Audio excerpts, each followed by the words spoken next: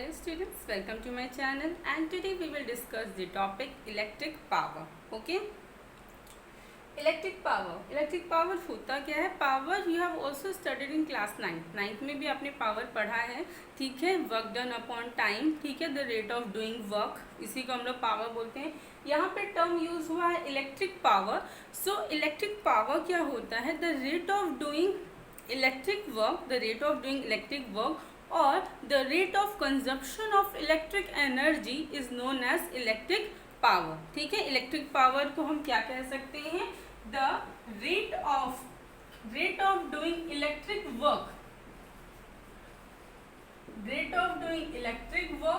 or you can say the rate of consumption of energy. ठीक है, rate of consumption of electric energy. This is the electric power. Power generally वही होता है जो आपने class 9th में पढ़ा है, the rate of doing work.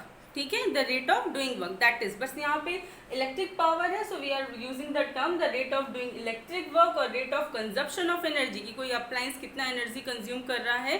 ठीक है, that is our the power of that appliance. ठीक है, वो अप्लायंस की पावर हो जाएगी. ठीक है, so power is denoted by capital P. So capital P we can write W by T, electric power, or you can say energy consumed or energy dissipated. ठीक है, consumed लिख सकते हैं हम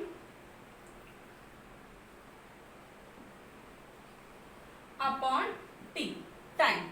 ठीक है, अब ये मैंने सिर्फ इसलिए लिख दिया एनर्जी कंज्यूम, क्योंकि अगर कभी कभी एग्जाम में ये भी आता है कि आपको पावर गिवन रहती है. Suppose the power of this electric bulb is 100 watt and it is means वो बहुत टाइम तक चल रहा है. कुछ टाइम दे दिया कि 10 मिनट्स तक वो चल रहा है, तो आप बताइए उसने कितनी एनर्जी कंज्यूम की. इसलिए मैंने यहाँ पे लिख दिया. तो हम यहाँ से एनर्जी की अगर वैल्यू निकालेंगे so it will be P into T. ठीक है, सो इसी में हमारा काम हो जाएगा. So power is equal to electric work upon time. So work का फॉर्मूला क्या होता है? लास्ट वीडियो में in the video heating effect of current हम लोगों ने पढ़ा था. W is equal to V into Q and V is equal to means Q की जगह पे हम क्या पुट कर सकते हैं? IT. So W is equal to VIT. तो यही हम यहाँ पे पुट कर रहे हैं, VIT upon T. Means when the current flowing in a conductor is I and for the time t and the potential difference of that conductor is V, then the work done is equal to VIT. ठीक है, यहाँ से हम t से t cancel कर सकते हैं. जो formula of power is P is equal to VI. This is our equation 1 and this equation means यहाँ पे पावर किस किस चीज पे डिपेंड कर रहा है? पोटेंशियल पे एंड करंट पे.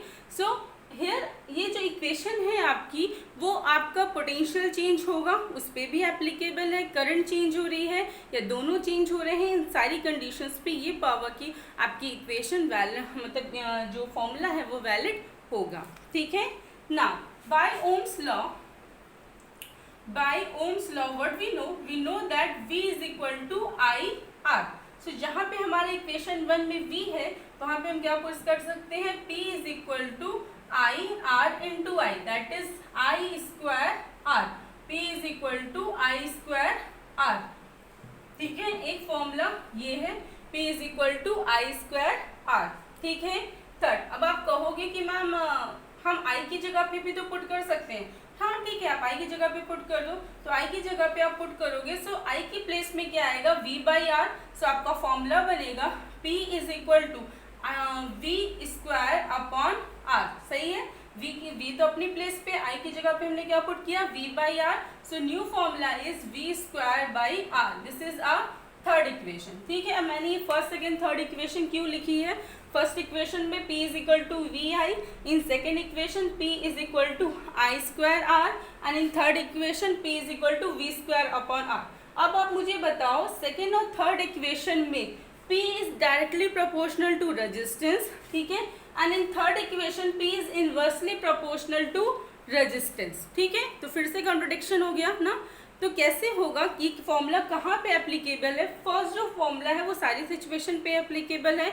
अगर आपकी करंट चेंज हो रही है, पोटेंशियल चेंज हो रहा है या पोटेंशियल डिफरेंस चेंज हो रहा है, दोनों चेंज हो रहा है. बट जो सेकेंड इक्वेशन है, it is applicable when current is constant. जहाँ पे करंट कांस्टेंट होगी, कांस्टेंट करंट फ्लो हो रही है, in that condition this second formula P is equal to I square R, it is applicable. Okay.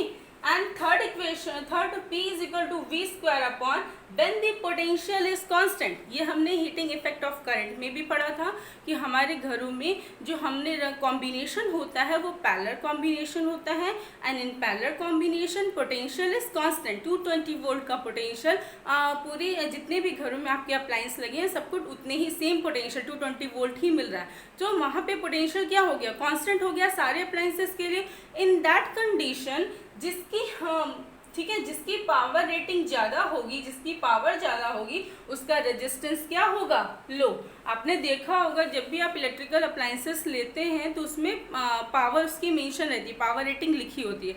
तो जिसकी power rating ज़्यादा होगी, ठीक है, तो उसका जो रेजिस्टेंस होगा वो क्या होगा, लो होगा. जिसकी पावर रेटिंग कम होगी उसका रेजिस्टेंस हाई होगा, because it is inversely proportional. इसको इंक्रीज करोगे तो ये डिक्रीज होगा, और ये डिक्रीज होगा तो इट विल बी इंक्रीज. ठीक है, इन्वर्स रिलेशन है आपका. क्लियर, समझ में आया. ठीक है, 3 फॉर्मूलेज हैं आपके पावर की. कौन सा फॉर्मूला कहाँ एप्लीकेबल है ये भी मैंने आपको बता दिया. नाउ अब हम इसके यूनिट की बात कर लें. ठीक है, कि पावर की हम यूनिट, और देखो पावर की जो एसआई यूनिट होती है वो होगी वॉट. पावर की जो एसआई यूनिट है आपकी वॉट. ठीक है, जैसे 100 वॉट का बल्ब आता है, 60 वॉट का आता है, लाइक दिस ना. सो पावर की एसआई यूनिट है वॉट, पोटेंशियल की यूनिट होती है वोल्ट. ठीक है, और करंट की यूनिट होती है ampere. So you can say 1 watt is equal to 1 volt into 1 ampere.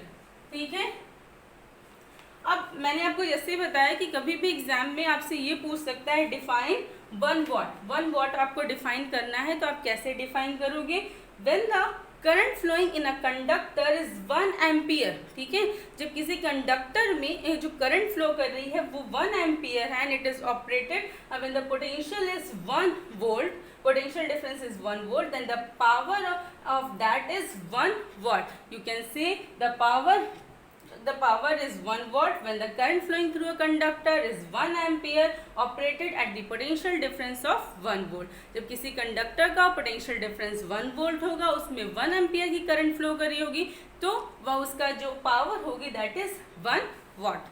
समझ में आया. ठीक है, 1 वॉट को डिफाइन करने के लिए एग्जाम में आ जाता है, बोर्ड एग्जाम का फेवरेट क्वेश्चन है. किसी की भी यूनिट को आप 1 वॉट डिफाइन करिए, ऐसे आ जाता है कभी कभी 1 जूल डिफाइन करो. तो इस टाइप के क्वेश्चंस एग्जाम में आते हैं, तो ये भी एक इम्पॉर्टेंट है 1 मार्क्स के लिए.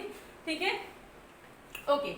नाउ सेकेंड थिंग ये हमने पढ़ लिया. अब मैंने आपको बोला था कि हम एनर्जी कंज्यूम निकाल सकते हैं, because power is rate of consumption of energy means power is equal to electric energy upon time. So अगर हमको इलेक्ट्रिक एनर्जी फाइंड आउट करना होगा तो electric energy it will be power into time. ठीक है, कि आपको किसी अप्लायंस की पावर दे दी और सेम एज किसी उसका टाइम दे दिया कि वो इतने टाइम तक चल रहा है, तो बताओ उसने कितनी एनर्जी कंज्यूम की. So electrical energy consumed is equal to P into T. ठीक है, अब इलेक्ट्रिक एनर्जी यहाँ पे आपने देखा हो कमर्शियल यूनिट्स भी होती है. वैसे एनर्जी की यूनिट जूल होती है, बट कमर्शियल यूनिट क्या होगी. देखो पावर की यूनिट अगर हम वॉट लिखें और टाइम को हम आर में कंसीडर करें तो वॉट इंटू आर. ठीक है, वॉट इंटू आर हो जाएगा. Okay, and watt into R. Second thing, जो वॉट है वो एक स्मॉलर यूनिट है. जैसे ग्राम होता है हमारा, ग्राम बहुत स्मॉलर यूनिट है, तो हायर यूनिट क्या होगी, केजी. उसी तरह वॉट स्मॉलर यूनिट, तो उसकी हायर यूनिट क्या होगी, kilowatt. So 1 kilo watt is equal to कितना होता है, 1000 वॉट.